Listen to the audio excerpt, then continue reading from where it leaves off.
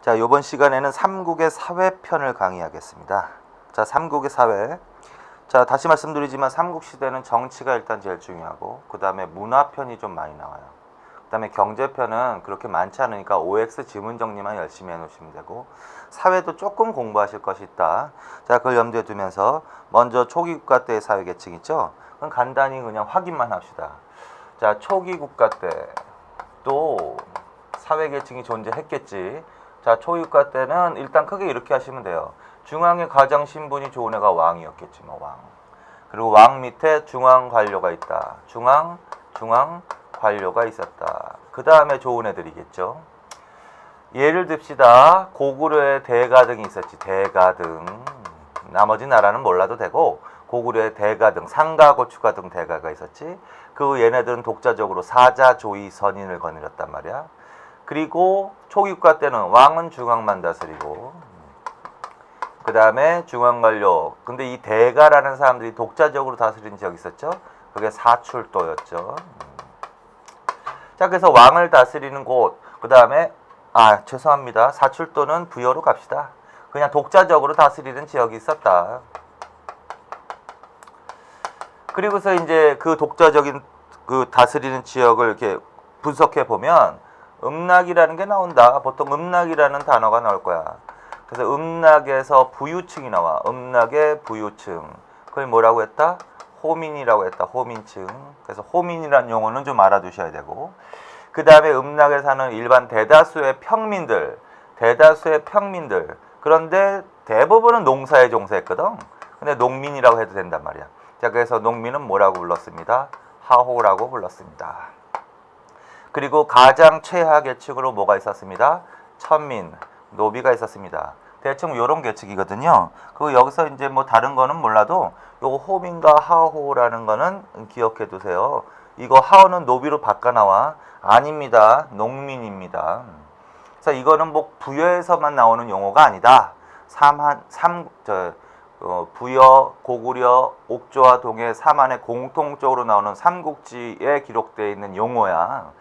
그런데 호민은 부여층, 그 다음에 이거는 농민이라고 하셔야 됩니다. 자, 그래서 이렇게 그러다가 이제 뭘로 발전을 해? 고대 국가로 발전합니다. 고대 국가로 발전하면서 보다 중앙 집권화되면서 지방의 세력을 중앙으로 더 흡수한단 말이지. 그래서 중앙 집권화가 진전되면서 신분제도라는 게 만들어진다. 신분제도가 만들어진다. 자, 그래서 이제 신분제도에 대해서 이제 공부를 하셔야 돼. 삼국시대 신분제도.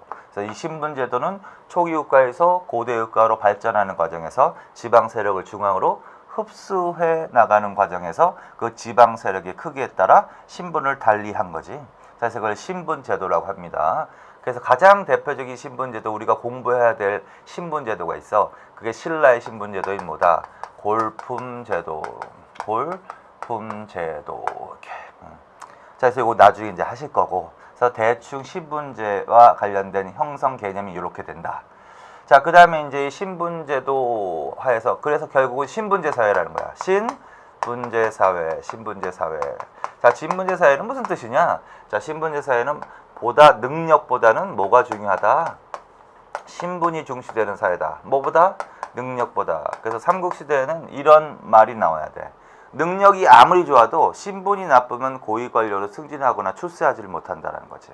따라서 개인적인 능력보다는 자기가 어떤 신분 집단에 속해 있느냐에 따라서, 그리고 그 신분 집단이 사회적으로 어떤 위치에 자리 잡고 있느냐에 따라서 자신의 인생이 결정되는 사회다. 자, 그래서 결론, 능력보다 신분이 중시되는 사회, 그걸 신분제 사회라고 합니다. 그 다음에 그걸 폐쇄적으로 엄격히 운영을 했어. 엄격히 신분제를. 그래서 폐쇄적 신분제 사회라고 한다. 이 말은 그거야. 신분 간의 이동을 될 수 있으면 하지 못하게 했다. 물론 아주 없지는 않았겠죠. 사람 사는 세상에서. 그러나 될 수 있으면 하지 못하게 했다. 엄격하게 적용했다. 그래서 결론은 고대 사회는 폐쇄적 신분제 사회. 이건 이해가 좀 필요한 부분이고. 자, 그 다음에 그 밑에 보시면 구체적으로 뭐다? 신분의 종류가 나오지? 신분의 종류가 나옵니다. 그래서 삼국시대 신분의 종류는 무엇과 무엇으로 나눕니다? 귀족, 평민, 그 다음에 천민 이렇게. 자, 그래서 삼국시대부터 신분의 종류가 생기는데 신분의 종류는 크게 세 개야. 귀족, 평민, 천민. 그래서 거기다 줄 짝, 귀족, 평민, 천민 이렇게. 주의하실 것은 고려시대에는 중류층이 나오거든. 근데 중류층은 아직까지 형성되기 전이야. 그래서 귀족, 평민, 천민. 그리고 가볍게 읽으면서 심오한 내용이 없으니까 가볍게 읽으면서 특징을 정리해 놓으세요. 자, 신분 구성 그거 봅시다. 97쪽. 귀족, 왕족을 비롯한 옛 부족장 세력 줄. 그 다음에 주로 수도인 왕경에 모여 살면서 줄. 거기까지. 자, 그래서 삼국은 공통적으로 귀족이라는 신분이 있는데 가장 신분이 좋은 애들이야. 얘네들이 당연히 왕족을 비롯해서 옛 부족장. 뭐 쉽게 말하면 그냥 중앙관료층 이렇게 해도 된다. 얘네들은 주로 어디에 몰려 산다? 수도에 몰려 산다. 수도를 어떻게 표현한다? 왕경에 거주하면서 각종 특권을 누렸다. 이런 식으로 이해하시면 돼. 따라서 삼국시대에는 왕경에 산다. 그러면 거의 지배 세력이야. 귀족층이라고 해도 되고, 따라서 삼국시대에는 내가 물어볼게요. 삼국시대에는 그럼 왕경인과 지방민이 있겠지. 그럼 왕경인과 지방민을 동등하게 대우했을까? 그렇지 않지. 왕경인을 우대했다. 그건 공통이다. 자, 그래서 왕경인과 지방민 간에서 왕경인을 우대했다. 수도 중심으로 사회를 운영했다. 자, 그래서 그런 것들 정리해 놓으시면 되고, 그 다음에 98쪽으로 가면 그러나 그 귀족들도 세력의 크기에 따라 차등을 두고 그의 특권을 달리했다 이렇게 했죠. 그것도 맞는 말이야. 그럼 귀족은 뭐야? 다 신분이 똑같다? 그렇지 않아. 귀족 안에서도 더 신분이 좋은 애가 있고 좀 덜 좋은 애가 있겠죠. 그래서 귀족도 세력의 크기에 따라 구분했다. 구분. 그걸 구분해 놓은 제도가 이거야. 신라의 무슨 제도? 골품제도. 자, 그래서 골품제도도 모든 사람을 대상으로 한 게 아니라 주로 귀족층을 대상으로 그 신분에 따라서 또 나누는 거. 이게 신라의 뭐다? 골품제도. 제가 또 한번 물어볼게요.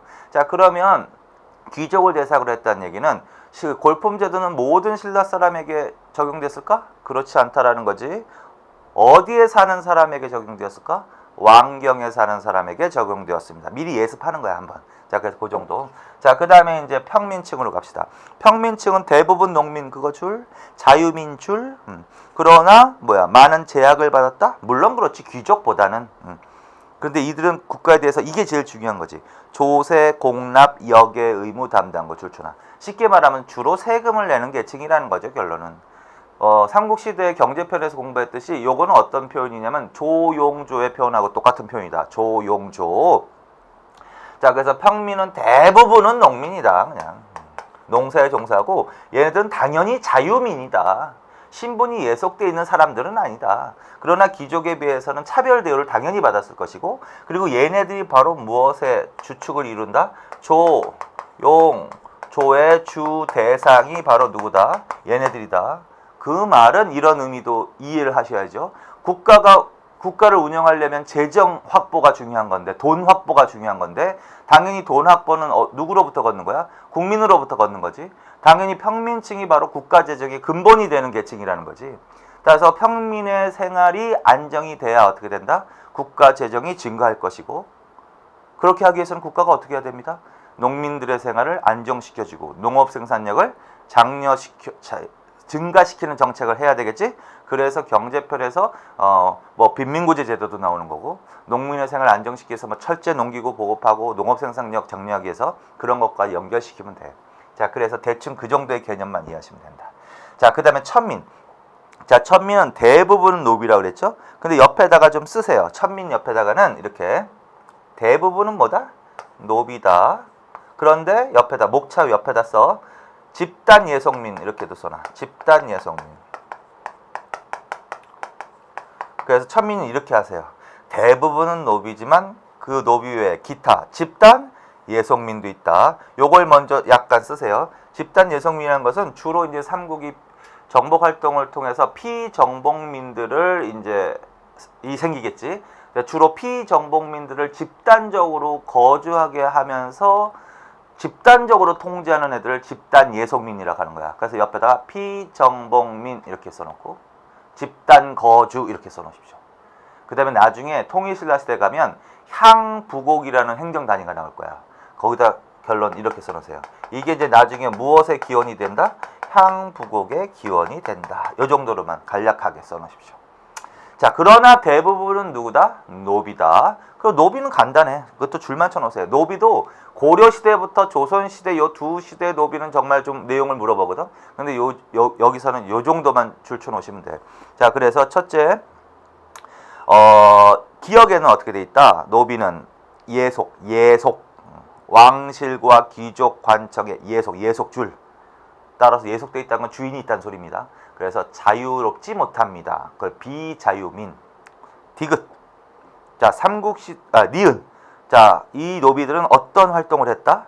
주인의 집에서 시중, 주인과 떨어져 살며 주인의 땅 경작, 이렇게.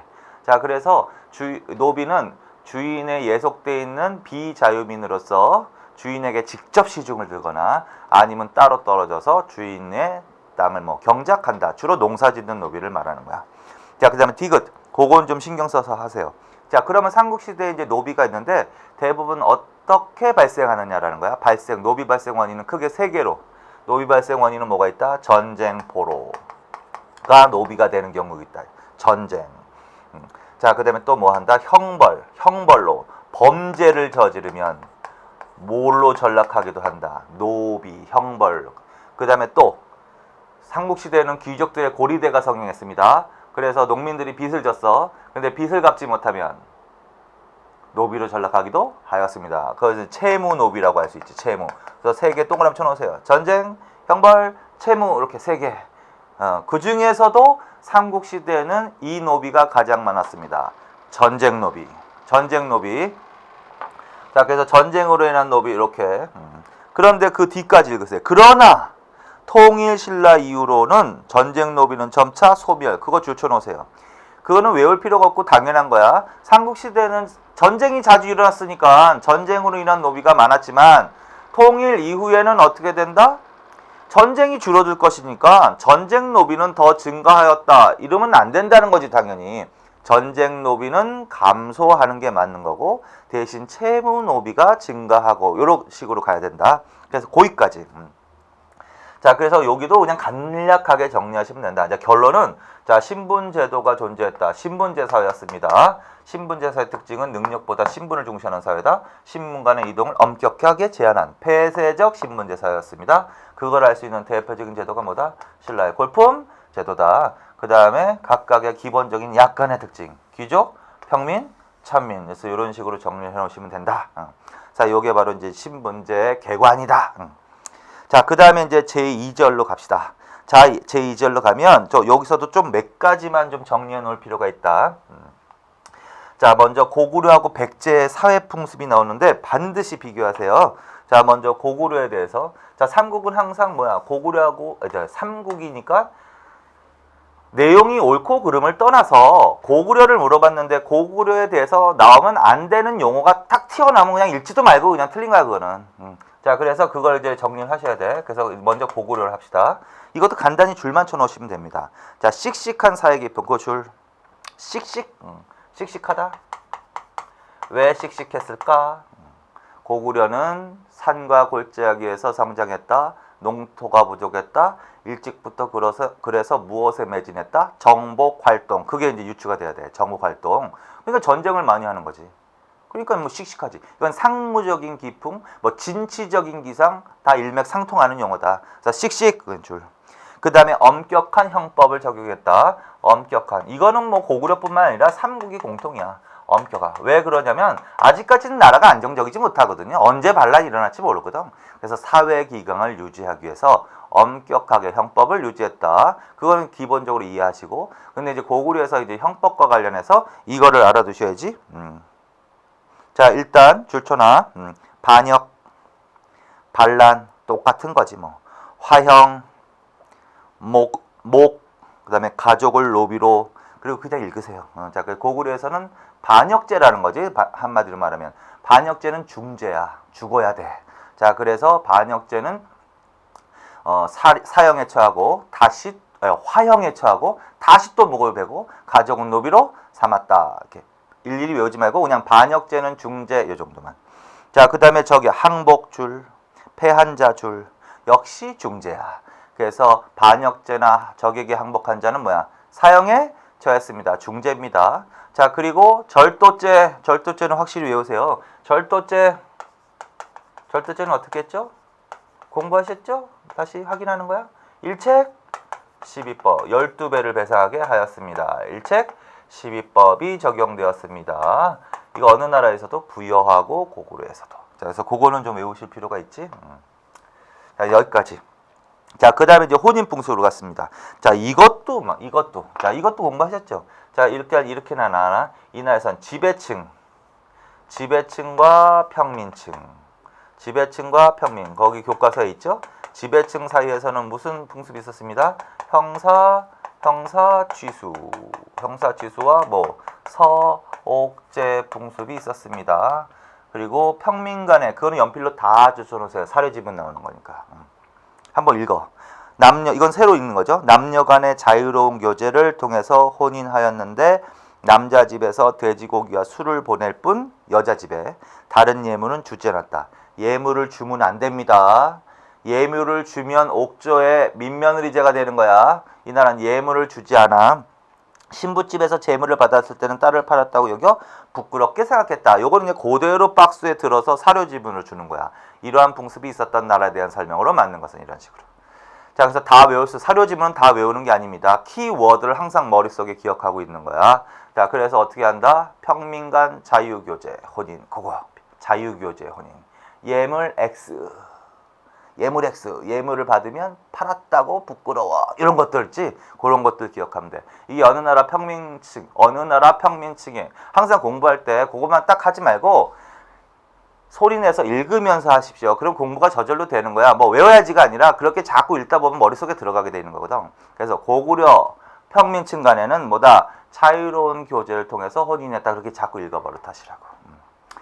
자, 그 다음에 이제 그렇게 하고 물어봤어. 그럼 이 나라에 또 혼인 풍습이 또 다른 게 뭐가 있느냐 하면은 고구려니까 형사취수하고 서옥제 풍습이 있었습니다. 형사취수는 형이 죽으면 형수를 아내로 맞이하는 거 그냥 끝. 그 다음에 서옥제가 더 잘 나온다. 서옥제. 자, 서옥제의 풍습은 남자가 여자 집에 그 99페이지에 사료 지문 있죠? 그거 읽으세요. 서옥이라고 한다. 이건 사위의 집이거든. 이거를 어디서 짓는 거야? 신부집에서 자기 집 옆에 별채를 짓는다. 근데 그걸 서옥이라고 했다. 사위의 집이다. 그래서 이 고구려에서는 혼인을 하면 남자가 여자 집에서 생활하다가 아이를 낳아 장성할 때까지 키우다가 다시 집으로 돌아간다. 필요 없다. 남자가 뭐 여자 집에서 산다. 그러면 서옥이라고 한다. 그러면 서옥제. 그럼 고구려로 가시는 거야. 그래서 요건 별표 쳐놓고 제일 잘 나오는다. 자, 그 다음에 신분구조는 뭐 당연한 건데 그냥 아까 그 신분제도에 대해서 미리 설명드렸죠. 고구려도 신분제 사회일까요? 맞습니다. 신분의 종류가 귀족, 평민, 천민으로 나눠져 있을까요? 맞습니다. 그래서 거기다 갖다 끼면 돼. 아까 설명했던 거. 자, 그래서 그 정도. 자, 그 다음에 이제 넘어갑시다. 100페이지로 갑시다. 백제. 자, 백제는 사회, 고구려와의 연관성. 그거 줄쳐 놓으세요. 그건 의미가 있는 용어다. 허투루 읽으면 안 된다. 왜 그렇다? 고구려에서 갈라져 내려온 나라가 어느 나라다? 백제이기 때문에. 고구려계 주봉의 아들인 누가 내려와서 세운 나라다? 온조. 따라서 거꾸로 백제 건국 주체 세력이 무슨 계다? 고구려계. 그거를 반영하는 것은 이렇게 물어보는 거거든. 그냥 허투루 읽으면 안 돼. 자, 그래서 고구려와 연관성이 있기 때문에 비슷한 점이 있다라는 거야. 비슷한 점. 그래서 줄 쳐놓으세요. 언어, 의복, 풍속. 언어, 의복, 풍속이 고구려와 달랐다 하면 돼. 아니면 비슷한 점이 있었다 해야 돼. 비슷한 점이 있었다 이렇게. 자, 그 다음에 또 무슨 기풍이 있었다? 상무적 기풍줄. 상무적 기풍이 이게 진취적인 씩씩한 거하고 똑같은 거야. 자, 그래서 언어, 의복, 풍속, 상무적 기풍이 있었다. 맞습니다. 그런데 이거는 하나 더 의미를 물어보면 어느 나라와 관련성이 있다? 고구려하고도 관련성이 있다. 이것은 뭘 반영한다? 백제 건국 주체 세력이 고구려계임을 반영하는 것은. 그게 답이다. 자, 그 다음에 좀 더 들어갑니다. 읽기 자료. 자, 고구려, 부여 등 북방 민족 줄. 자, 그래서 고구려. 그럼 고구려만 관련이 있냐? 그렇지 않다. 또 고구려도 따지고 보면 어디서 갈라져 내려온 나라야? 부여에서 갈라져 내려온 나라이기 때문에 백제는 고구려하고도 관련성이 있고 부여하고도 관련성이 있다. 자, 그래서 줄쳐놓으세요. 한성, 고구려 영향을 받은 돌무지 무덤, 석천동거분, 그 다음에 석천동거분 동그라미 그거 별표. 그거 문화편에서 반드시 외워야 되거든. 미리 배우는 거야. 자, 석천동은 서울에 있어요. 서울에 석천동에서 고분이 발견됐습니다. 어느 나라 어느 시대 무덤일까? 거기 나와 있는 거에 의하면 백제 거라는 거야. 백제 한성시대 무덤이야. 무덤 형태는 무슨 무덤일까? 돌무지 무덤입니다. 근데 그게 어느 나라의 영향을 받았다는 소리입니다. 고구려의 영향을 받았다는 소리입니다. 그래서 아까 언어, 위법, 풍속, 상무적 기품 하나 더 추가한다. 석천동거분. 석천동거분. 요거는 외우셔야 되겠지? 나머지는 그냥 이해하면 되지만 석천동거분은 어느 나라의 영향을 받았다. 고구려의 영향을 받았다. 그래서 고구려와 관련성이 있다를 물어보는 거. 자, 그 다음에 이제 부여와 관련된 거 봅시다. 계로왕 부기 줄쳐놓으세요. 그 다음에 성왕 남부여 줄쳐놓으세요. 그 다음에 하나만 더 써놓으세요. 백제 왕족의 성씨. 백제 왕족의 성씨. 생각해보세요. 백제 왕족의 성씨가 무슨 씨야? 부여씨거든. 부여씨. 부여씨거든. 그 다음에 계로왕이 바로 한성시대 맨 마지막 왕. 장수왕의 침공으로 전사하는 왕. 이 왕이 장수왕의 침입을 막기 위해서 맨 처음에 어느 나라에 도움을 요청한 사실이 있다? 북이라는 나라에. 그 북위에 보낸 국서에서 그 과정에서 이 나라 계승의식을 표출했다. 이 나라 계승의식이란 부여를 말한다. 그래서 계로왕. 그 다음에 성왕. 성왕은 사비천도한 사람. 그리고 나라의 이름을 뭘로 바꿨다? 남쪽의 부여. 남부여. 자, 그래서 성왕. 그래서 세 개 짝. 의미가 성립이 된다. 문제가 성립이 됐다. 자, 그래서 백제 왕족의 성씨, 계로왕성 합하면 백제와 어느 나라의 관련성을 이야기한다. 부여. 이건 부여로 가야 되고, 이거는 고구려. 그래서 백제는 고구려, 부여 등 북방 민족과 관련이 있다. 이렇게 정리. 그래서 의미가 좀 있는 거지. 자, 그 다음에 이제 중국 문화의 수용이 있죠? 그거 줄쳐놓으시고, 자, 백제는 일찍부터 중국과 교류. 그거 줄쳐놓으세요. 요거는 고구려하고 좀 다른 점이지. 고구려는 중국과 저항하면서, 물론 문화도 받아들였겠지만 저항하면서 성장했다면 백제는 일찍부터 중국의 문화를 수용하면서 좀 다른 점이다. 그거 줄. 그 다음에 그래서 결국은 교류를 자주 했기 때문에 중국 사람들이 백제 사람들을 이렇게 묘사하고 있다. 그래서 그거 줄쳐놓으세요. 키가 크고 의복이 깔끔하다. 그 다음에 세련된 모습. 너무 강조하다 보니까 세련된 모습 이렇게.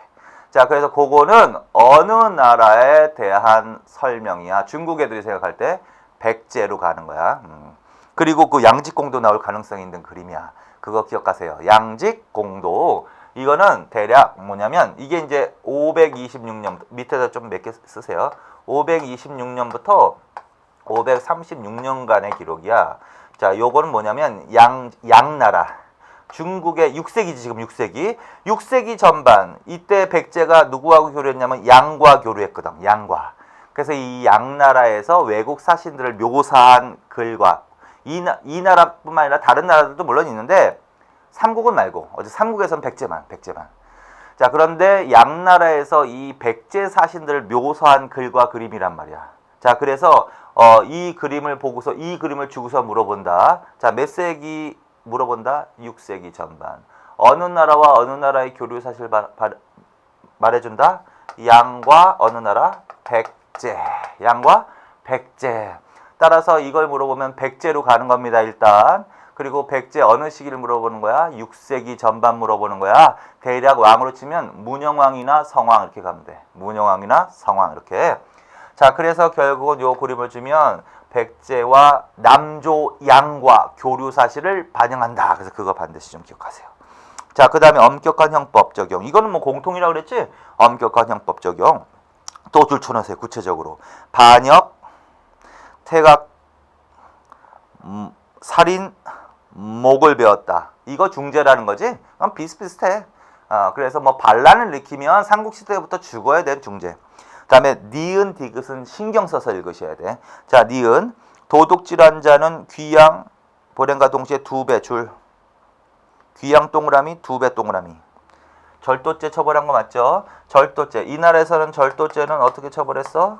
동그라미로 처벌했어. 뭐 귀양과 보냄과 동시에 뭐 2배를 물게 했습니다. 2배. 고구려하고 이 바닥에서 비교를 해야지. 고구려는 아까 뭐야? 12배 배상하겠지. 이 나라는 귀양과 2배 달라지는 거야. 자, 그 다음에 디귿. 관리가 뇌물을 받거나 국가의 재물을 횡령. 줄. 뇌물 동그라미, 횡령 동그라미. 그래서 무슨 죄를 처벌했다? 뇌물죄하고 횡령죄. 더 나가지 말고 문제에서 관리가 뇌물이나 횡령을 받았을 때 처벌했다 하면 이 나라에 대한 기록만 나와. 그럼 무조건 어느 나라 가야 돼. 내용이 맞고 틀리고를 떠나서. 백제. 어느 나라? 백제. 그래서 뇌물죄, 횡령죄를 처벌했다. 뇌물죄하고 횡령죄를 처벌했다라는 기록이 나오는데 이 제목은 어느 나라에만 보인다. 물론 다른 나라가 있을 수도 있어요. 근데 기록상 보이는 건 어느 나라? 백제. 그러니까 무조건 이건 주관식이나 다름없는 문제야. 뇌물 횡령하면 무조건 백제. 뇌백, 횡백, 뇌물죄나 횡령죄. 백제. 그리고 이제 가볍게 어떻게 처벌했다는 줄 맞춰놔. 3배 배상, 3배 동그라미. 죽을 때까지 금고, 줄. 그걸 종신금고라고 한다. 자, 그래서 읽으세요, 그렇게. 뇌물이나 횡령을 했을 때는 어떻게? 3배 배상하고 죽을 때까지 종신금고형에 처했다. 자, 거기까지. 자, 그래서 요건 특히 어느 나라로 가셔야 된다. 백제. 절도죄 하면은 거기서 끝내야 된다. 뒤까지 읽어야 된다. 뒤까지 읽어야지 나라가 나온다. 그래서 그거 조심하시면 된다. 자, 그 다음에 백제 신분 구성도 마찬가지야. 백제 신분 구성도 어떻게 된다? 신분제다, 사회다. 그 다음에 신분의 종류는 어떻게 돼 있다? 귀족, 평민, 천민이다. 뭐 그런 식으로 이해하시면 된다. 자, 그래서 여기까지 이제 특히 이제 요 2개 정리하시고요. 자, 그 다음에 이제 사회편에서 이제 마지막으로 좀 중요한 부분이 뭐냐면 신라야. 자, 신라는 크게 3가지를 정리하시면 돼. 첫째, 뭐를 정리해야 된다? 화백회의 하나 줄쳐놓으시고. 뭐? 화백회의. 화백회의. 이거는 정치라고도 할 수 있지, 물론. 화백회의. 자, 그 다음에 또 무슨 제도를 정리해야 돼? 골품제도 줄. 그거 이제 별표 쳐놓고. 골품제도. 자, 그 다음에 또 뭘 정리해야 된다?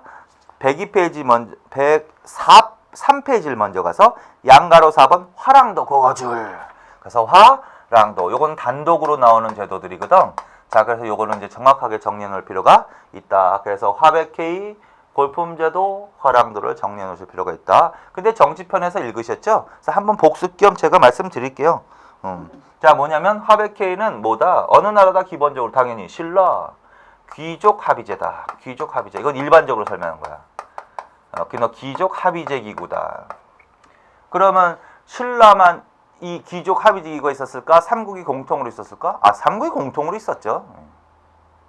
그래서 삼국은 공통으로 귀족들이 모여서 국가의 중대사를 결정하는 제도가 있었습니다. 맞습니다. 귀족 연합정치라고 한다. 맞습니다. 고구려에서는 제가회의, 백제는 정삼회의, 신라에서는 화백회의. 자, 그런데 신분이 있죠. 신분 신라에. 누구냐면 귀족 중에서도 진골이야. 누구? 진골. 누구? 진골이라는 신분의 합의제 기구야. 그래서 진골의 합의제 기구가 바로 화백회의입니다. 그리고 화백회의의 구성원을 뭐라고 하냐면 대등이라고 한다. 대등. 자, 대등은 화백회의 구성원을 말하는데 그 대등은 아무나 할 수 없다. 누구만? 진골. 이렇게. 그리고 이제 여기서 장을 뽑는 거야. 선출. 장을 선출한다. 선출. 그래서 화백회의 장을 뭐라고 그랬을까요? 상대등이라고 한 거지. 상대등 이렇게. 그래서 화백회의의 장이자 이 나라의 수상은 상대등 이렇게. 자, 그 다음에 국가의 중대사를 결정하는 기능을 하는데 만장일치로라고 반드시 해야 돼. 만장일치로. 이거 뭘로 바꿔나오면 다수결로 바꿔나와. 그래서 화백회의는 만장일치로 국가의 중대사를 결정한다 이래야 되는데 이래야지 다수결 이러면 절대 틀립니다. 그건 확실하게 기억하십시오. 자, 그래서 일단 요 정도를 기억해 놓으시면 되는데 요 정도 확인을 합시다. 아예. 자, 어디로 가시냐면 85쪽으로 갑시다. 자, 85쪽으로 가셔가지고 거기 동그라미 3번 있죠? 화백회의 그거 줄 쳐놓으시고 자, 거기서부터 이제 줄 칩시다. 연필로. 기억, 진골, 합의제도. 자, 화백회의는 뭐야? 누구의 뭐야? 진골귀족들의 합의제 기구입니다. 니은, 대등. 대등은 무슨 출신이 되는 거야? 진골. 그 다음에 의장은 상대등. 그 다음에 국가중대사를 어떻게 결정한다? 만장일치. 이렇게. 디귿. 사회회의 의장인 상대등은 수상. 수상. 왕권 보좌. 진골 귀족들의 이익을 대변하는 성격. 왕권 제약. 자, 화백회의와 상대등은 뭐야? 진골 귀족의 이익을 대변하는 애들이었기 때문에 물론 왕보다 지위가 높을 수는 없어. 그래서 왕을 당연히 보좌하는 거지만 때로는 화백회의의 권한이 강해지면서 어떻게 왕권이 약화되기도 한다. 이런 식으로 가는 거지. 읽기 자료 또 읽읍시다. 기원, 연맹체 단계, 시작, 구성, 진골, 합의제, 방식, 반드시 만장일치제, 기능 그거 다 붙여놓으세요. 자, 무슨 기능을 했다? 국가의 중대사를 결정했다. 이렇게 해도 되고 그 다음에 각 집단의 부정 방지와 단결 강화, 귀족과 왕권의 갈등을 조절하는 기능. 자, 그래서 이게 바로 화백회의의 기능입니다. 그 정도만 읽으세요. 자, 그래서 여기까지. 그래서 이게 바로 화백회의와 관련된 겁니다. 그리고서 사회편으로 101페이지로 가세요. 그리고 양가로 이번 화백회의. 거기는 이제 그런 것이 없고 이제 다른 내용이 좀 나와 있지? 한번 읽어보세요. 신라는 고구려 백제에 비해서 중앙집권과로 발전한 시기가 늦은 편이었기 때문에 이것도 공부할 수 있어. 늦었어. 삼국 중 가장 늦었어? 빨랐어? 가장 늦는 게 맞습니다. 여러 부족의 대표가 모여 정치를 운영하고 사회를 이끌어가던 신라 초기 전통을 오랫동안 유지했다. 2번, 화백회의는 초기의 전통을 유지하는 대표적인 제도로 귀족들은 이를 통해서 국왕을 폐위시킨 적도 있었으며 고출. 새 국왕을 추대하는데 영향력 발휘, 왕권 견제 줄. 자, 이건 오해하시면 안 되는 게 삼국시대의 이 화백회의에서 왕을 맨날 폐위하고 일상적으로 맨날 화백회의에서 왕을 선출하고 그런 얘기가 아닙니다. 왕권이 강화되면서 왕위는 부자상속으로 내려가는 거야. 그런데 비상시가 있을 거냐? 비상시. 왕이 후사를 결정하지 못하고 죽거나 아니면 비상시가 있을 때 왕이 결정하지 못할 때는 어디서 할 수밖에 없어? 화백회의에서 밖에 할 수 없죠? 그래서 결국은 화백회의에서 일상적이지 않게 이런 경우도 있었다라고 해야지 일상적으로 이러면 안 되는 거야, 일단 기본적으로. 근데 이제 일상적이진 않지만 신라에서 어떤 일도 있었다라는 거야. 왕이 정치를 잘 못하고 부도덕하니까 화백회의에서 결정을 내려서 왕을 어떻게 시킨 적도 있다? 폐위시킨 적도 있다. 근데 이거는 그래. 그 당시에 왕권은 아주 약했을 거야. 그러면은 화백회의의 힘이 셌을 거예요. 그러니까 이런 일이 벌어졌겠지. 자, 그래서 그 폐위당한 대표적인 왕 줄쳐놔. 무슨 왕? 진지왕. 무슨 왕? 진지왕. 자, 그래서 진지왕은 삼국시대의 진지왕은 화백회의에서 어떻게? 폐위당하기도 하였음이 다. 이런 식으로 정리해 놓으시면 돼. 그리고 새 국왕을 선출하기도 했다. 그래서 그 정도만. 그래서 동그라미 4번에 진지왕 있잖아. 줄쳐놔. 진지왕. 진지왕을 폐위시킨 적도 있었다. 맞아 틀려? 맞습니다. 통일신라 시대입니다. 삼국시대입니다. 삼국시대 하고 있습니다. 지금 여기까지. 자, 그래서 거기까지 정리해놓고 이거는 이해가 아니라 객관적인 내용을 바꿔 나온단 말이야. 그래서 오히려 요 정도를 요걸 확실하게 하십시오. 자, 그 다음에 이제 골품제도로 가는 거야. 골품제도는 좀 내용이 많다. 자, 한번 일단 줄쳐놓으시고 형성과 변천. 형성. 골품제도는 어느 때 형성된다? 고대 국가 형성기. 줄. 지방의 족장 세력을 중앙으로 편입시키는 과정. 줄. 아까 말씀드렸죠? 신분제 할 때. 신분제가 성립이 되는데 초기국가에서 고대국가로 발전하는 과정에서 지방 세력을 중앙으로 흡수하는 과정에서 그 지방 세력의 크기에 따라서 신분을 달리 정한 거. 그게 골품제도. 적용 대상. 주로 왕경인 대상. 그거 줄. 반드시. 모든 신라인 X입니다. 왕경인 대상. 그 다음에 따라서 지방민과 노비는 제외. 자, 그 다음에 B번. 자, 지방민 중에서 촌주 줄쳐놓고, 촌주는 중앙관등과 별도의 무어가 주어졌다? 외위줄. 중앙관등은 뭐라고 한다? 경위줄. 그래서 신라는 왕경인과 지방민을 차별대우를 했는데 무슨 소리냐면 요것만 좀 정리하고, 자, 왕경인이 있죠? 수도 사람 있지? 여기에 사는 사람은 보통 귀족들이라고 그랬지? 그 다음에 왕경이 아니면 다 지방민이야. 그래서 신라는 당연히 동등하게 대우했을까? 왕경인을 우대했을까? 왕경인을 우대한다. 당연히. 따라서 왕경인을 대상으로 하는 위계질서, 관료조직과 지방민을 대상으로 한 관료조직이 달라.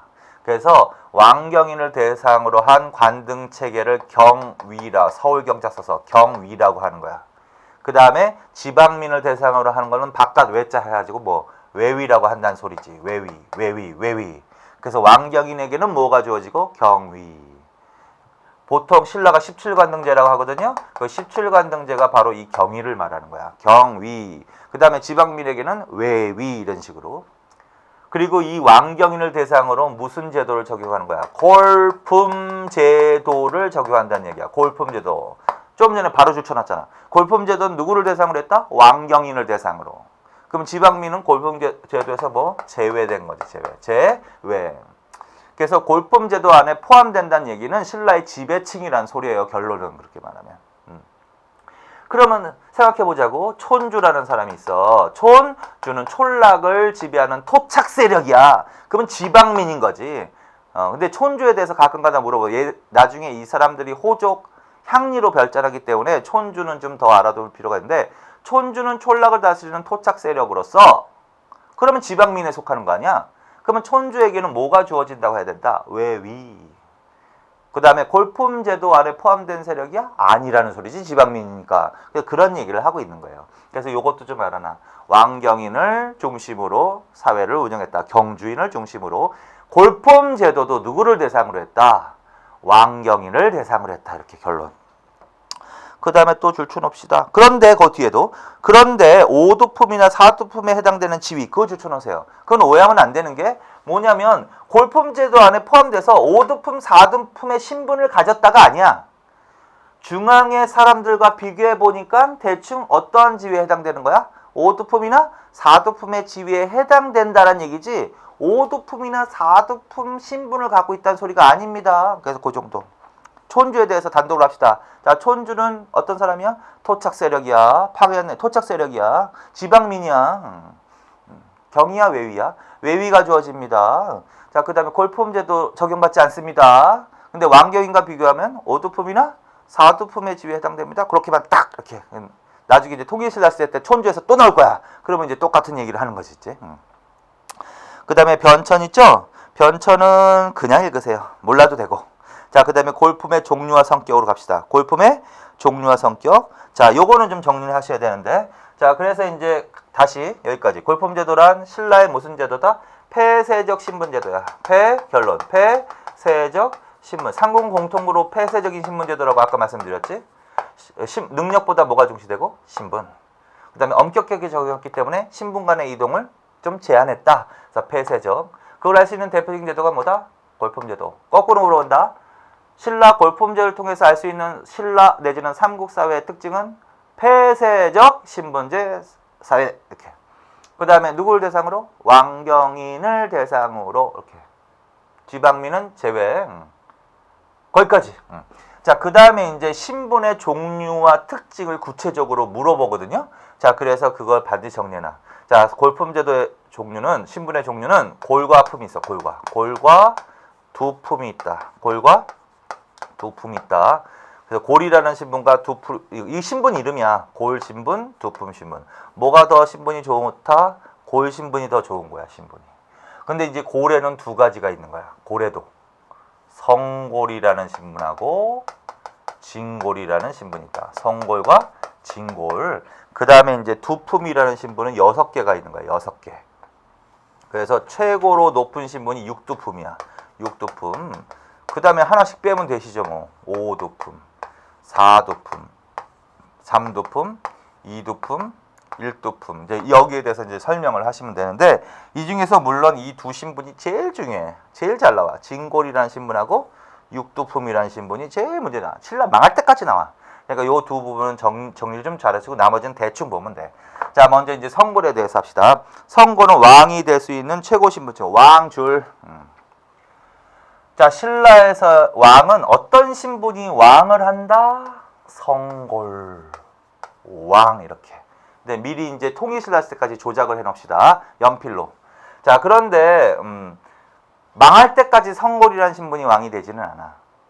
어떤 왕을 끝으로 성골 신분은 끝나. 그게 이제 어느 왕이냐면요. 진덕 여왕 이렇게 해놓으세요. 가로쳐 놓고 진덕 여왕, 진덕까지 이렇게 가로 다 두세요. 자, 그래서 대략 그러나 이제 삼국시대에는 성골이 왕이 되던 시대 이렇게 하면 돼. 그런데 어느 왕을 끝으로 성골 왕은 단절된다? 진덕 여왕으로 단절된다. 이렇게. 자, 그래서 성골은 그냥 왕이 될 수 있는 신분이야. 끝. 자, 그 다음에 진골. 자, 진골은 같은 골이지만 왕이 될 수는 왕이 될 수는 없었던 신분 계층이었다. 근데 요것도 좀 달라져. 자, 가로쳐 놓고. 어느 왕 때부터는 이 신분에서 왕이 나오거든? 요 진덕 여왕 다음에가 바로 무열왕이야. 무열왕. 그래서 무열왕 써놓고. 무열왕부터 망할 때까지. 여기서 뭐가 배출된다? 왕이 배출된다. 이렇게. 자, 그래서 진골이라는 신분은 성골이 왕이 될 때는 왕이 될 수 없었지만 진덕 여왕 때까지는 무열왕 때부터는 이 신분에서 왕을 배출한다. 그럼 뒤집어서 말하면 무열왕 때부터는 무슨 신분은 소멸한다? 성골은 소멸. 그렇게. 성골은 소멸. 이런 식으로. 지금 통일신라 시대까지 계속 이어서 하는 거야. 그거 얼마 안 되니까. 자, 그 다음에 이제 기타 특징. 자, 얘네들은 왕만 될 수 없지. 그러나 골품제에서 가장 특권을 누리는 신분 계층이야. 정치적 진출에 제한이 없는 계층이야. 자, 그래서 그런 특징을 정리해 놓으시면 되는데 그게 이제 102페이지 나와 있죠. A. 그거는 이제 김씨 줄쳐놓고. 근데 김씨. 자, 성은 김씨야. 김씨가 왕이 되는 거야. 그런데 김씨가 모두 왕이 될 수 있는 건 아니야. 김씨 안에서 성골과 진골 이렇게 나눠져 있는 거거든. 그러니까 김씨 안에서도 왕이 될 수 있는 신분은 성골. 김씨지만 왕이 될 수 없는 신분은 진골. 그 진골이 뭐다? 왕비족인 박씨, 금강가야 왕족이던 신김씨, 고구려 왕족인 안승계열 등 그거 줄쳐놓으세요 그냥. 자, 그래서 그런 문장이 딱 맞다. 그러면 어떤 신분 물어보는 거다? 진골. 그 정도만 알아들으면 돼. 그 다음에 B씨가 중요해. 자, 최고관등인 이벌창까지 승진 가능. 그거 줄. 각부 장관인 영독점 줄. 화백회의 줄. 자, 그래서 얘네들은 관등 승진에 제한이 있다 없다? 관등 승진에 제한이 없어야 돼. 얘네들은 관등 승진에 제한이 없어야 돼. 그래서 경위가 17관등인데 17관등 꼬라비부터 출발해가지고 몇 관등까지 제한 없이 올라갈 수 있다. 1관등 2벌창까지 제한 없이 올라갈 수 있다. 그러면 진골을 말하는 거야. 그 다음에 신라중앙행정관청이 있어. 신라중앙행정관청. 중앙 각부의 장관. 각부의 장관. 그걸 뭐라고 하냐면 영이라고 한다. 영. 그래서 영 이렇게도 알아놔야 돼. 영에 예를 들어서 영에 임명되었다. 어떤 사람이. 그럼 어떤 소리예요? 중앙행정관청의 장이 됐다는 소리야. 자, 그래서 각부장관 영을 어떻게 했다고? 독점했다고. 독점은 뭐야? 얘네만 한다는 소리잖아. 그러면 다른 사람은 임명됐다 그러면 무조건 틀리는 거야. 육두품이 영에 임명되어 무조건 틀립니다. 생각해보나마나. 자, 그리고 얘네들의 이익을 대변하는 기구가 뭐였다? 그게 화백회의라는 거죠. 아까 했죠. 화백회의. 그래서 화백회의와 상대 등은 누구의 이익을 대변하는 기구다? 진골. 근데 왕은 누구야? 성골. 그러니까 이익이 대립되는 거지. 자, 그래서 이 화백회의의 권한이 강화된다는 것은 진골 귀족들의 권한이 강화된다는 것이고, 그렇게 되면 왕권이 조금 약화될 것이다. 이렇게 이해하시면 돼. 자, 그리고 요 정도. 자, 그 다음에 이제 성골과 진골의 구분에 대한 견해. 그것도 한 번만 읽어보시고 신경 안 써도 될 부분이야. 자, 그 다음에 이제 육두품으로 간다. 자, 육두품은 A. 등난줄. 육두품은 진골 다음 가는 귀족 신분이야.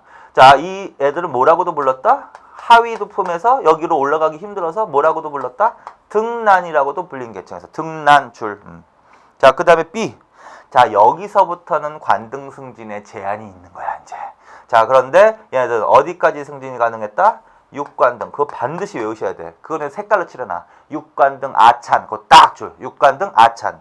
자, 육관등 아찬까지 승진하였다. 그러면 어느 신분을 말합니다? 진고를 육두품을 말합니다. 그래서 육두품은 66, 66, 666, 666, 66, 66, 66, 66. 육관등 아찬이 아찬. 이찬 아니야. 대하찬 아니야. 뭐? 아찬. 자, 그래서 여기까지 승진이 가능했다. 그 다음에 한번 물어볼게요. 그러면 얘네들이 영에 임명되었다 그러면 될까 안 될까? 안 돼. 영은 진골이 독점했으니까. 근데 차관 정도에는 임명될 수 있어. 차관 정도에는. 차관을 뭐라고 그러냐면 시랑이나 경이라고 했다. 시랑이나 경. 그래서 시랑이나 경 등에는 임명될 수 있었다. 이렇게. 자, 그래서 아찬, 그 다음에 각부의 차관인 시랑, 줄. 그 다음에 C, 아주 중요한 활동 내용이다. 주로 학문과 종교의 종사, 줄.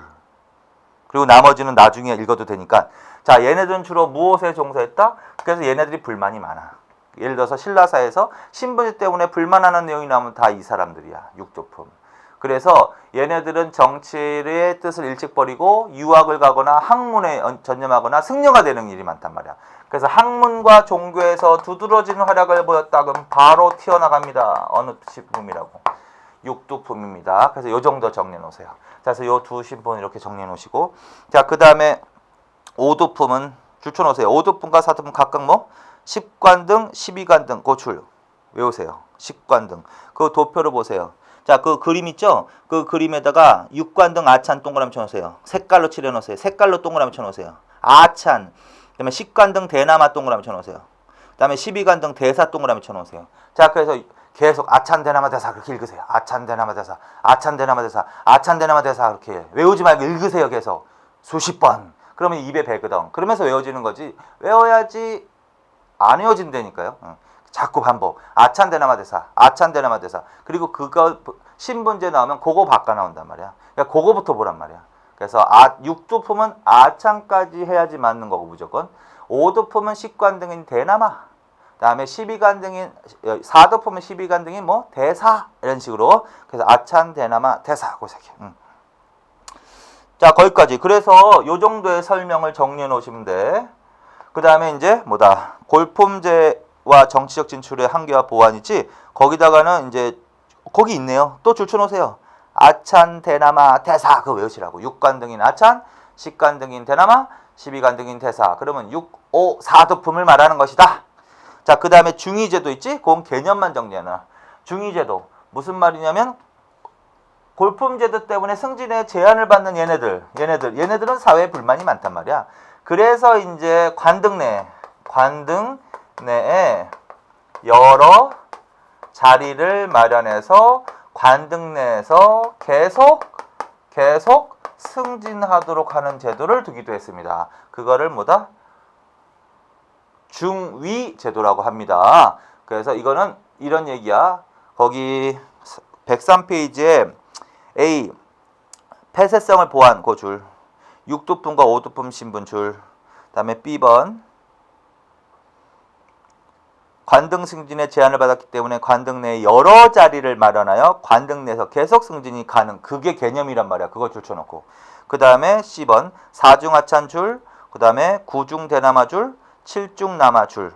그리고 사중하찬만 예를 들게. 아찬은 아까 뭐라고 했지? 겸사겸사. 육관등이지. 육관등에는 4개의 자리가 있는 거야. 위계질서가.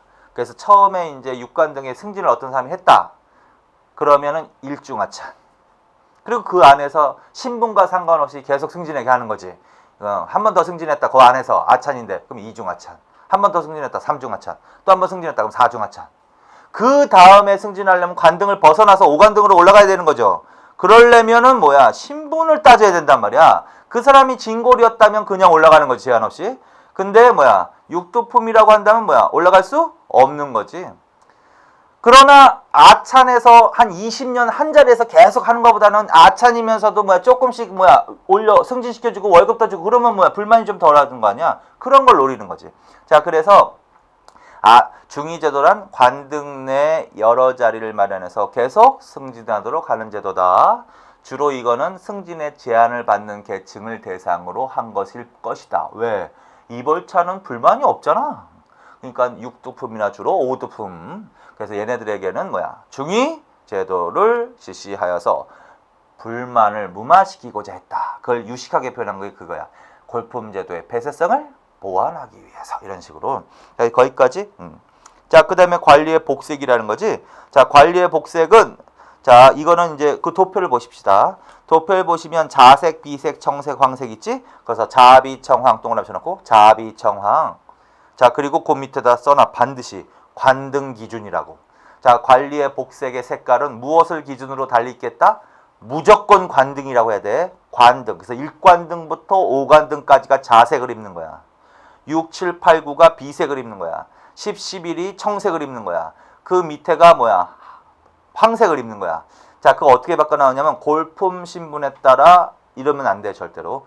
관등에 따라 복색을 달리 정했다. 이렇게 해놓으시고, 첫 번째 막대 그래프는 누굴 말한다? 진골. 왜? 승진의 제한이 없이 쭉 뻗었으니까. 두 번째 막대 그래프는 6두품을 말한다. 왜? 아찬까지 끝났으니까.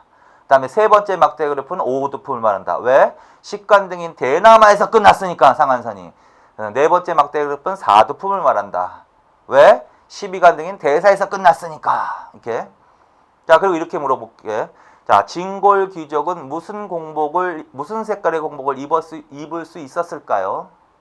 다 입을 수 있습니다. 왜? 다 할 수 있으니까. 그러니까 진골은 자색만 입었습니다는 아니야. 자비청황.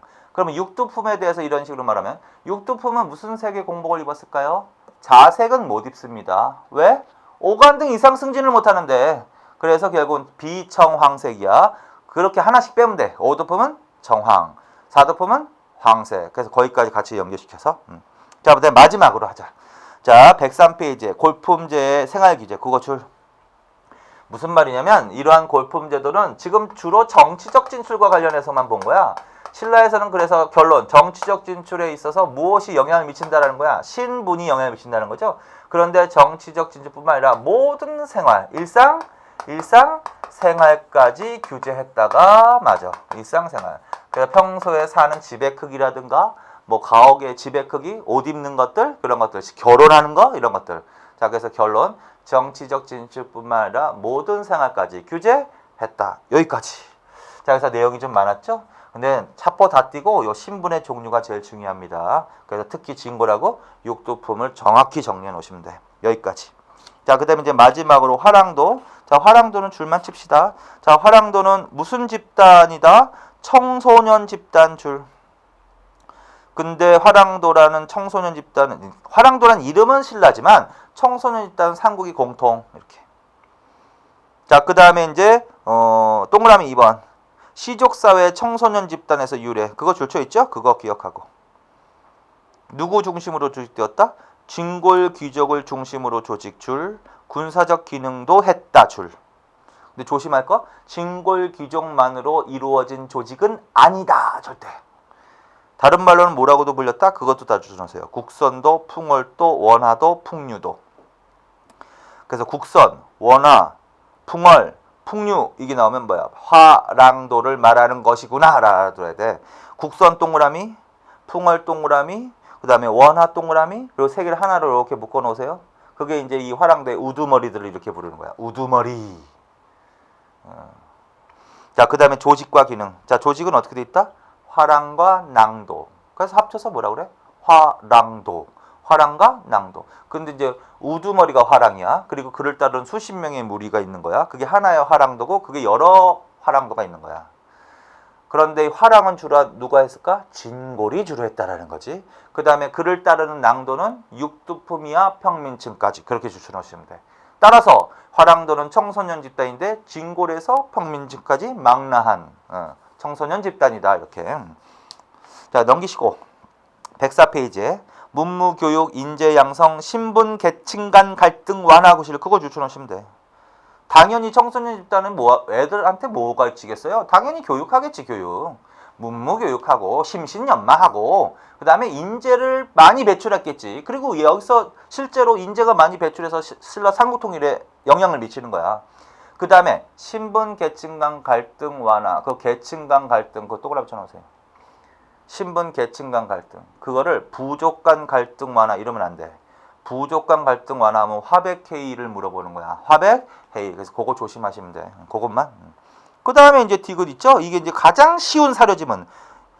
이들은 명산대천을 찾아다니며 제천의식을 행하고 사냥과 전쟁에 관해서 교육을 받음으로써 협동과 단결 정신을 기르고 심신을 연마했다. 요런 게 박스 안에 딱 나오면 알아들으면 돼. 아, 요거 신라의 화랑도구나. 이렇게. 확대. 그냥 무조건 진흥왕. 자, 무조건 진흥왕. 자, 그래서 원래는 이게 사조직이었는데 국가조직으로 확대시킨 왕이 누구다? 진흥왕 동그라미. 진흥왕. 자, 그 다음에 원강의 세속에. 그거 줄. 이게 이제 원강은 승려입니다. 근데 이 원강이 세속오개를 지었는데 이 세속오개가 이 화랑도의 지도 이념이야. 청소년들의 지도 이념. 자, 그래서 한 번씩 읽으세요. 뭐야? 사군이충, 사친이요, 교의신, 임전무태, 살생유태. 그 5개 줄. 그걸 세속오개라고 한다. 임금은 충으로서 모셔야 됩니다. 그 다음에 친, 부모는 효를 다해야 됩니다. 교우, 벗은 믿음으로써 사귀어야 됩니다. 살생, 유태, 가려서 죽여야 됩니다. 살생을 가려서 해야 됩니다. 임전무태, 전쟁에 임해서는 물러서지 말아야 합니다. 이게 바로 뭐다? 세속오개야. 원강, 세속오개, 화랑도 지도 이념, 여기에 들어가 있는 사상, 유불선. 줄, 유불선. 선은 도교. 자, 그래서 화랑도와 이 세속오개는 유교를 물어볼 수도 있고, 불교로도 물어볼 수도 있고, 뭐 도교로도 물어볼 수도 있다. 거기까지. 그래서 지금까지 요 화랑도 있죠? 요 화랑도도 그런 식으로만 정리하시면 돼. 통일 후에 화랑도의 변화는 그냥 한 번만 읽고 그냥 잊어버려도 되는 부분이야. 자, 그래서 여기까지. 자, 그래서 요 하백회하고 지금 골품제도 화랑도를 했는데 골품제도 내용이 많으니까 좀 신경을 써서 정리를 하시고 그 다음에 화랑도, 그 다음에 하백회는 아까 정치편에서 같이 융합해서 정리를 하시면 되겠습니다. 자, 이번 시간은 여기까지 하겠습니다. 수고하셨습니다.